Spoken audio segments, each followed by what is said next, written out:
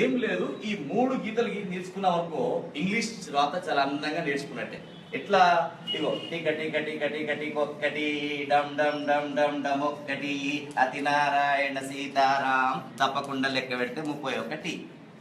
1 2 3 4 5 6 7 8 9 10 11 12 13 14 15 16 17 18 19 20 21 22 23 24 25 26 27 28 29 30 31. ఇలా రాగానే దీన్ని ఏ విధంగా చేసుకుంటే ఏ, ఇది బి, ఇది సి, ఇది డి, ఇది E, F, G, H, I, J, K, L, M, N, O, P.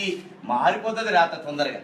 ఏ ఒక్కటి బాగా నేర్చుకున్నాం అనుకోండి, ఏ చాలా చిక్కుడు గింజ ఆకారంలో నేర్చుకోవాలి. నేర్చుకున్న తర్వాత ఇట్లా అంటే పి అవుతుంది, ఇటు కింద గీస్తే డి, ఇట్లా అంటే పి, ఇది క్యూ, ఇది జి, కాలి గింతే రాస్తే ఓ, ఇట్లా ఇట్లా అనుకో ఎన్, ఇది ఎం, ఇది యు, ఇది డబ్ల్యూ, ఇది హెచ్, ఇది వై, ఇది సి, ఇక్కడ నుంచి ఇంతవరకు రాస్తే సి, ఇట్లా ఇట్లా అనుకో ఈ, అక్కడ రాసి చుక్క పెడితే ఐ, ఇట్లా అంటే ఎల్, ఇది జే, దీంట్లోనే కే, దీంట్లోనే ఎస్, దీంట్లోనే ఎక్స్ రాసినాం అనుకో ఏ సన్నగా రాసి బి పెద్దగా రాయవద్దు.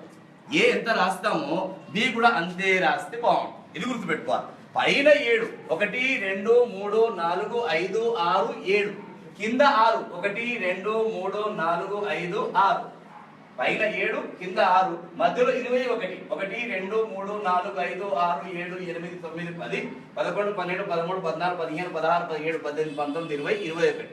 పైన ఇగో బి, ఇది డి, ఇది ఎఫ్, ఇది హెచ్, ఇది కే, ఎల్, టి.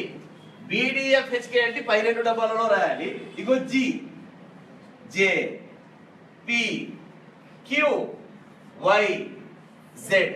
ఇవి కింది 2 డబ్బాలలో రాయాలి ఫోర్ములా కాపీలో. ఇక్కడ ఇగో A, C, E, I, M, N, O, R, S, U, V, W, X. ఇవి మధ్య డబ్బాలో రాయాలి ఫోర్ములా కాపీలో.